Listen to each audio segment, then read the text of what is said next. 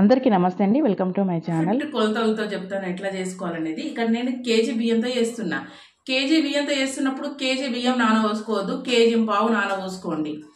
మీరు గ్లాస్తో కొలుసుకుంటారా జోక్కుంటారా అనేది అది మీకు తెలవాలి. కానీ కేజీ బావుకు ఎంత బెల్లం తీసుకోవాలి ఏంది అని చెప్తాను. ఇక్కడ ఈ గ్లాస్తో 3 గ్లాసుల బియ్యం తీసుకుంటున్నాను. 3 గ్లాసుల బియ్యం అంటే ఇది 1 కేజీ పావు బియ్యము. వీటిని 2-3 సార్లు కడుక్కున్న తర్వాత గిన్నె నిండుగా నీళ్లు పోసుకొని మూత పెట్టేసి పక్కన పెట్టేయాలి. ఇక్కడ నేను 24 గంటలు నానబెట్టుకున్నా బియ్యాన్ని. కనీసం 12 గంటల నానబెట్టుకోండి. ఎంత నానితే అరిసెలు అనేది అంత మంచిగా పర్ఫెక్ట్గా వస్తాయి.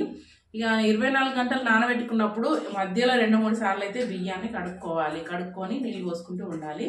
ఇప్పుడు నాకైతే 24 గంటలు నానినాయి. ఇప్పుడు నేను బియ్యాన్ని పట్టించుకురావడానికి ముందు ఎట్లా చేయాలని చూపిస్తూ చూడండి. బియ్యంలో ఉన్న నీళ్ళని తీసేసి చిల్లుల గిన్నెలకు వేసుకోవాలి. చిల్లుల గిన్నెలో వేసుకుంటే తొందరగా పోతాయి నీళ్లు. బట్టలు వేసినామనుకో తొందరగా పోవు. ఇక మనం పట్టించేటప్పటికి ఇలా ఒక్క చుక్క నీళ్ళు అనేది ఉండొద్దు, చూసుకోవాలి. నీళ్ళు లేదు అనుకున్నప్పుడు నేను ఇట్లా క్యాన్లు వేసుకొని పిండి పట్టించుకున్నా. దీనికి రేషన్ బియ్యాన్ని మట్టికే వాడాలి అరిసెల కోసము. మనము ఇక్కడ పిండి పట్టించిన తర్వాత దీన్ని జల్లించుకోవాలి. ఇప్పుడు ఇట్లా ముద్ద కడితే ముద్దలా ఉండాలి. ఇప్పుడు పర్ఫెక్ట్ అన్నట్టు పిండిని అందరిని ఇక్కడ జల్లించుకున్న తర్వాత మూత పెట్టి పక్కన ఉంచేయాలి. అంతలోపు బెల్లం చూపిస్తాం మీకు. ఇది మనకు ఒక్కొక్క కవర్లలో అమ్ముతారు కదా, ఒక కవర్లో ఒక ప్యాకెట్ అంటే మనకు 1/2 కేజీ అని చెప్పి మనకు అమ్ముతారు. కేజీ అంటే 2 ఇచ్చేస్తారు మనకి. కానీ దాని మీద అయితే 500 గ్రాములు అని అయితే రాసి ఉండదండి. మీకు కవర్ చూపిస్తా చూడండి. ఇక్కడ 450 గ్రాములని ఉంటుంది. అంటే ఇక్కడ కేజీ కాదు, 450 అంటే 2 కలిపి మనకి 900 గ్రాములు ఉన్నట్టు. 900 గ్రాములకి వెళ్ళి ఇక్కడ 100 గ్రాముల బెల్లం అయితే నేను పక్కన ఉంచేసిన. అంటే ఇక్కడ నేను టోటల్గా తీసుకుంది 800 గ్రాములే. ఇది 100 గ్రాములు ఉంటుంది పక్కన ఉంచేసిన. ఈ 800 గ్రాముల బెల్లాన్ని ఒక గిన్నెలోకి వేసుకుంటున్నా.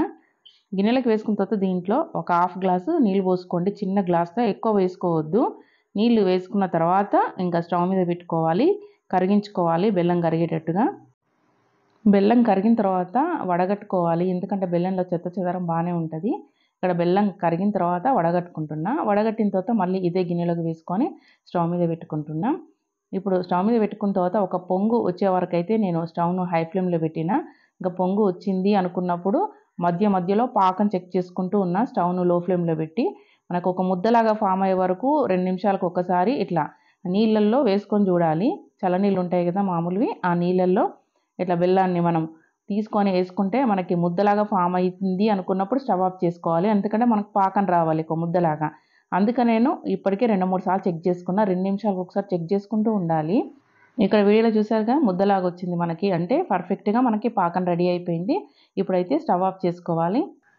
ఇక దీంట్లోకి అయితే నేను కొద్దిగా నెయ్యి వేసుకుంటున్నా. మీరు కావాలంటే వేసుకోండి, లేదంటే స్కిప్ చేయండి. ఇప్పుడు స్టవ్ నుంచి వెళ్ళి గిన్నె దించేసి దీంట్లో ఇక్కడ ఒకరు పిండి వేస్తూ ఉండాలి, ఒకరు కలుపుతూ ఉండాలి. ఇక్కడైతే నేను కలుపుతూ ఉన్నాను. అసలు కథ మొత్తం ఇక్కడే ఉంటుంది. ఇది పర్ఫెక్ట్గా ఉండాలి మనకి ఈ పిండి ముద్ద అనేది. అందుకనే కొద్దిగా వేసుకుంటూ కలుపుకుంటూ ఉండాలి. మనకి కరెక్ట్గా మనకి ఎక్కడ ఆపాలి అనేది కూడా తెలవాలి. కాబట్టి మీకు మరీ క్లియర్గా చూపిస్తున్నా చూడండి. మనకి ఇట్లా కలుపుతూ ఉన్నప్పుడు గరిటె నుంచి ఇట్లా అంటే కొద్దిగా గట్టిగా పడాలి. మీకు చూపిస్తా చూడండి. అంటే మనకి ముద్దలాగా కావాలి. మనం ముద్ద కట్టుకుంటాం కదా, మరీ గట్టిగా చేసుకోవద్దు, మరీ లూజ్గా చేసుకోవద్దు. అందుకని పిండి కొంచెము ఎక్కువ ఉండాలి అని ఎందుకు అనుకుంటామంటే కొంచెం మనకి లూజ్గా అయినా కూడా పిండి అనేది మనం కలుపుకోవడానికి వస్తుంది. కాబట్టి కొంచెం అనేది బియ్యం పిండి అనేది కొంచెం ఎక్కువనే పట్టించుకోవాలి. అందుకని 1.5 కిలో పట్టించి పెట్టుకున్నాం అనుకో, మనకు కరెక్ట్గా నాకు కేజీ బావే పట్టింది. ఇక్కడ మీరు ఫస్ట్ టైం చేసేటోళ్ళు అయితే 1.5 కిలో పట్టించుకొని పక్కన పెట్టుకోండి. కొంచెం మిగిలితే ఏం నష్టం లేదు. దాంతో మళ్ళీ మన సకినాలకు కానీ, మురుకులకు కానీ, లేదంటే ముగ్గులకు కానీ ఎట్లనన్నా వాడుకోవచ్చు. అదేం వేస్ట్ కాదు. 1.5 కిలో పిండి పట్టించి పెట్టుకోవాలి. ఇట్లా ఉండాలి దీని కన్సిస్టెన్సీ అనేది. ఇప్పుడు దీని మీద కొంచెం అంతా నూనె వేసేసుకొని మూత పెట్టేసి పక్కన పెట్టేసుకొని మిగతా దానికోసం అయితే ఇక్కడ రెడీ చేసుకోవాలి. నేనైతే ఇక్కడ అంతా రెడీ చేసుకున్నా. స్టవ్ మీద గిన్నె పెట్టి నూనె పోసుకున్నా. ఇంకా నూనె కవర్ తీసుకున్నా నేను ఒత్తుకోవడానికి. నేను చేతితోనే ఒత్తుకుంటున్నా. మీరు కావాలంటే పూరి ప్రెషర్తో కూడా వేసుకోవచ్చు. ఇంకా ఇక్కడ నువ్వులు కావాలంటే నువ్వులు కూడా వాడుకోవచ్చు. నువ్వులు అయితే నేను దీంట్లో వేయలేదు, పక్కన పెట్టుకున్నా. మరీ పలచగా మరీ మందంగా ఒత్తుకోవద్దు, మీడియంగా ఒత్తుకోండి, బాగా వస్తాయి. నూనె అనేది వేడివేడిగా ఉండాలి మనం వేసుకునేటప్పుడు. ఇక్కడ చూసినారా, వేడివేడిగా ఉన్నప్పుడే వేసుకోవాలి. తొందరగా కాలిపోతాయి. ఒకరు చేసుకుంటూ ఒకరు కాల్చుకుంటూ ఉండాలి. ఇంకా చూస్తున్నారు కదా, మరీ మాడగొట్టకండి, బాగుండయి. కొంచెం కలర్ చేంజ్ కాగా తీసేయండి. మరీ గట్టిగా కూడా ఒత్తుకోవద్దు, నూనె పోతే చాలు. ఇట్లా మీడియంగా ఒత్తుకుంటే మనకు మంచిగా పొంగుతూ వస్తాయి. చూడండి మళ్ళీ ఇంకో ముద్ద తీసుకుంటున్నాను. మనకి ఎంత కావాలో అంత తీసుకోవాలి. ఇక నువ్వులైతే నేను ఒక గిన్నె అంటే ప్లేట్లో వేసుకున్నా చూస్తున్నారు కదా.